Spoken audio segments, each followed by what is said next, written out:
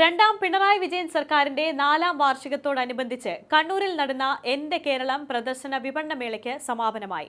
7 ദിവസങ്ങളിലായി നടന്ന മേളയുടെ സമാപന സമ്മേളനം ഡോക്ടർ വി ശിവദാസൻ MP ഉദ്ഘാടനം ചെയ്തു. സർക്കാരിന്റെ വികസന നേട്ടങ്ങളുടെ പ്രദർശനം കാണാൻ ആയിരക്കണക്കിന് ജനങ്ങളാണ് പോലീസ് മൈതാനിയിലേക്ക് എത്തിയത്. കഴിഞ്ഞ ഒരാഴ്ച കണ്ണൂർ പോലീസ് മൈതാനിയിലേക്ക് ജനങ്ങളുടെ ഒഴുക്കായിരുന്നു. സംസ്ഥാന സർക്കാരിന്റെ 4ാം വാർഷികാഘോഷങ്ങളുടെ ഭാഗമായി തയ്യാറാക്കിയ എന്റെ കേരളം പ്രദർശന വിപണന മേള ആസ്വദിക്കാനാണ് ആയിരക്കണക്കിന് പേർ എത്തിയത്.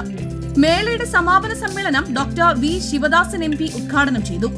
വികസനത്തിന്റെ ഓരോ മേഖലയിൽ നോക്കുമ്പോഴും കേരളം പുരോഗതിയുടെ ഏറ്റവും ഉയർന്ന തലത്തിൽ സഞ്ചരിച്ചുകൊണ്ടിരിക്കുകയാണെന്ന് MP പറഞ്ഞു. ഇവിടെ കേരളത്തിൽ ജീവിക്കുന്ന ഒരാൾക്ക് തങ്ങളുടെ മക്കളുടെ വിദ്യാഭ്യാസ ചെലവഴിക്കേണ്ടുന്ന തുക എത്രയായിരിക്കും?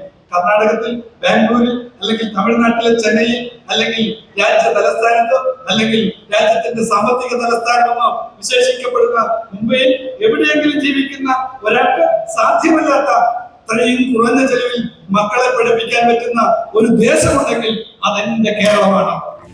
ഫോണിലൂടെ എല്ലായിടത്തും ഇന്റർനെറ്റ് സൗകര്യം ഉറപ്പാക്കി വിവര സാങ്കേതിക രംഗത്ത് കേരളത്തിന്റെ കുതിച്ചുചാട്ടം സാധ്യമാക്കുകയാണ് സർക്കാരിന്റെ ലക്ഷ്യമെന്നും അദ്ദേഹം പറഞ്ഞു.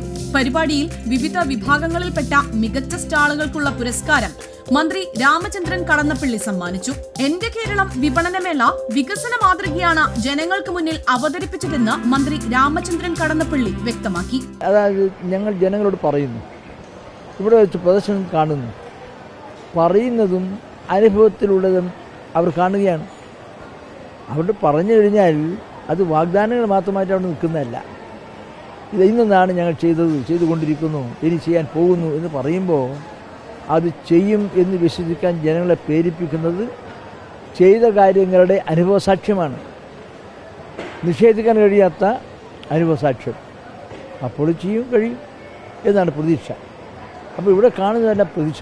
എല്ലാവരും പറയാം, എൻ്റെ ആരൊക്കെയാണെന്നറിയില്ല, സ്ത്രീകൾ ഞാൻ എൻ്റെ സ്വഭാവം അനുസരിച്ച് പോകുമ്പോൾ എല്ലാം എങ്ങനെയുണ്ട്, ഓ സാറേ ഞങ്ങൾ നാളെയും വരും, ആ കണ്ട് മതിയായിട്ടില്ല എന്ന് പറയുന്നവരാണ്.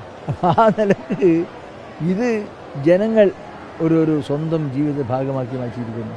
അഴീക്കോട് MLA KV സുമേഷ് അധ്യക്ഷനായി. ജില്ലാ panchayat president advocate KK Ratnakumari, ജില്ലാ panchayat vice president advocate Binoy Kurian, ജില്ലാ കളക്ടർ അരുൺ K വിജയൻ, തദ്ദേശ സ്വയംഭരണ വകുപ്പ് ജോയിന്റ് ഡയറക്ടർ TJ അരുൺ എന്നിവരും ചടങ്ങിൽ പങ്കെടുത്തു. മെയ് 8 മുതൽ 13 വരെ നടന്ന വിപണന സ്റ്റാളുകളിൽ നിന്നും 36 ലക്ഷത്തിലധികം രൂപയാണ് വരുമാനമായി ലഭിച്ചത്. ജനങ്ങൾ മേള ഏറ്റെടുത്തതിന്റെ തെളിവ് കൂടിയാണ് സ്റ്റാളുകളിൽ നിന്നും ലഭിച്ച ഈ വലിയ തുക സൂചിപ്പിക്കുന്നത്. റിപ്പോർട്ടർ, കണ്ണൂർ.